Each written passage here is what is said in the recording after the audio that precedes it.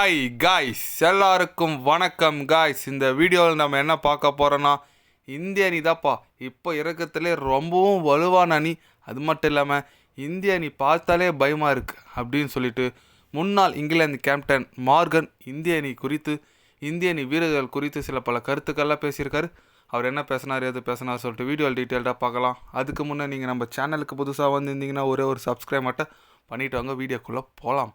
ஆமாங்க, மார்கன் அவர் பார்த்திங்கன்னா 2019 50 ஓவர் உலகக்கோப்பையை இங்கிலாந்து அணிக்கோசரம் வாங்கி கொடுத்தவர். ஒரு நல்ல பேட்ஸ்மேன் சொல்லலாம், லெஃப்ட் ஹேண்ட் பேட்ஸ்மேன். அவர் பார்த்திங்கன்னா இப்போ இந்திய அணி குறித்து என்ன சொல்லியிருக்காருன்னா, இந்திய அணி ரொம்பவும் ஆபத்தான அணியாக இருக்காங்க. இப்போ எல்லா விதமான ஃபார்மேட்டையும் சூப்பர் ஆடிட்டு வந்துட்டுருக்காங்க. கண்டிப்பாக ஆஸ்திரேலியா, இங்கிலாந்து போன்ற அணிகளுக்கு மிகவும் ரொம்ப கடினமாக அவங்ககிட்ட போராடி ஜெயிக்கணும்னா அது இந்திய அணிக்கிட்ட தான் இருக்கும். ஏன்னா அந்தளவுக்கு தரமான அணியாக இருக்காங்க. அவங்களோட ஃப்யூச்சரும் நல்லா இருக்குது. யங்ஸ்டர் நல்லா வளர்ந்துட்டு வந்துட்டுருக்காங்க. கண்டிப்பாக இந்தியா உலகில் தலை சிறந்த அணி. நான் அதில் எந்த விதமான சந்தேகமும் இல்லை.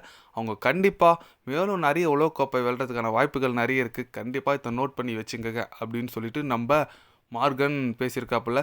அவர் சொல்கிற மாதிரி கரெக்டு தாங்க. இந்திய அணி நல்ல ஒரு டீமாக தான் தெரியுறாங்க, நல்ல ஃபார்மில் இருக்காங்க. ஓகே, பட் ரோஹித் சர்மா, விராட் கோலி இல்லாமல் T20 எப்படி விளையாடுறோன்னு சொல்லிட்டு நம்ம பார்த்தோம். ஸ்ரீலங்கா அன்றைக்கி ஆப்போசிட்டாக சூப்பராக விளையாடுனாங்க. ஓகே, 3-0 சொல்லிட்டு தொடரை வெற்றி பெற்றிருக்காங்க. ஓகே, பட் ஸ்ரீலங்கா ஒரு நார்மல் டீம். ரோஹித் சர்மா, விராட் கோலி இல்லாமல் ஆஸ்திரேலியா, அப்புறம் நியூசிலாண்டு, சவுத் ஆஃப்ரிக்கா, இங்கிலாந்து இது போன்ற டீமுக்கிட்ட எப்படி விளையாடுறாங்கன்னு சொல்லிட்டு நம்ம வெயிட் பண்ணி பார்க்கணும். ஏன்னா ரோஹித் சர்மா, விராட் கோலி ஒரு லெஜெண்ட். இவங்க 2 பேர் இல்லாமல் இந்திய அணி நல்லா இருக்கா, நல்லா வருவாங்களா, நல்ல ஒரு அந்த ஓப்பனிங் ஸ்பாட் கரெக்டாக செட் ஆயிடுச்சான்னு சொல்லிட்டு நம்ம வெயிட் பண்ணி தான் பார்க்கணும். அதுக்கப்புறம் பார்த்திங்கன்னா இப்போது ஸ்ரீலங்கா கூட ஓடிஐ மேட்ச்சு இன்னும் 2 நாள் ஆகஸ்ட் 2 விளையாட போகிறாங்க. ரொம்பவே ஆர்வமாக இருப்பீங்க. ஏன்னு கேட்டிங்கன்னா ரோஹித் சர்மா, விராட் கோலி மீண்டும் களத்தில் இறங்குறாங்க. கண்டிப்பாக நிறைய பேர் எதிர்பார்ப்போடு இருப்பீங்க. அது மட்டும் இல்லாமல் இப்போ ரோஹித் சர்மா கூட ஓப்பனிங் யார், கில்லா, ஜெய்ஸ்வாலா, இந்த கேள்வி ரொம்ப போயிட்டு இருக்குது வைரலாக. ஏன்னு கேட்டிங்கன்னா ஜெய்ஸ்வால் பயங்கரமான ஃபார்மில் இருக்கார். நம்ம கில்லும் ஓரளவுக்கு சுமாரான ஃபார்மில் இருக்காங்க.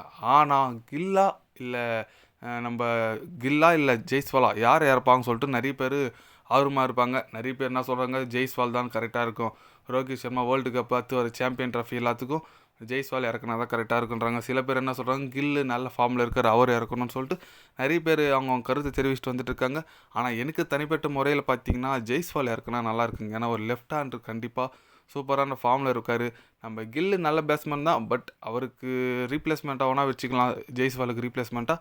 பட் கில்லோட ஜெய்ஸ்வால் நல்லா நம்ம ரோஹித் சர்மாவுக்கு செட் ஆகும்னு நான் நினைக்கிறேன். பார்க்கலாம், வெயிட் பண்ணி பார்க்கலாம் எந்த மாதிரி ஒரு லெவல்ஸ் வருதுன்னு சொல்லிட்டு. நீங்கள் சொல்லுங்கள், ரோஹித் சர்மா கூட ஓப்பனிங் கில்லா இல்லை ஜெய்ஸ்வாலா யார் இறக்கலாம், நீங்கள் என்ன நினைக்கிறீங்கன்னு சொல்லிட்டு ஒரு கமெண்ட் பண்ணிவிட்டு போங்க. இது போன்ற ஸ்போர்ட்ஸ் யூஸாக தெரிஞ்சுக்கணும்னா சேனலில் சப்ஸ்கிரைபர் லைக் ஒன்று பண்ணிக்கோங்க. கண்டிப்பாக கிரிக்கெட் பற்றி டே பை டே சேனலில் அப்டேட் வரும்.